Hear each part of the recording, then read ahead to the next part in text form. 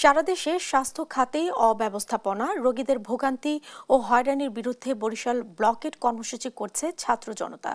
পূর্ব ঘোষিত কর্মসূচির অংশ হিসেবে 11 দিনের মতো বৃহস্পতিবার 11:30টার দিকে নথুল্লাবাদে সড়ক আটকে দেন আন্দোলনকারীরা।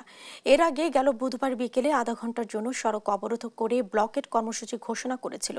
এ সময় সংগঠক মহিউদ্দিন রনি জানান, সরকারি হাসপাতালে সিন্ডিকেটের কারণে মানুষ চিকিৎসা সেবা বঞ্চিত হচ্ছে। স্বাস্থ্য খাতের এই সিন্ডিকেট ভাঙতে হবে। 10 দিনের আন্দোলনের পর আজ বরিশাল ব্লক করতে বাধ্য হয়েছেন বলেও জানান তিনি।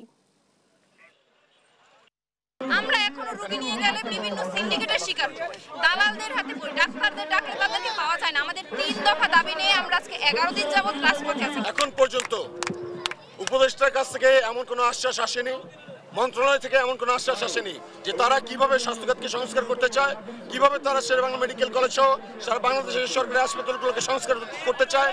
এরকম কোনো আশ্বাস আমরা এখন পর্যন্ত শুনিনি।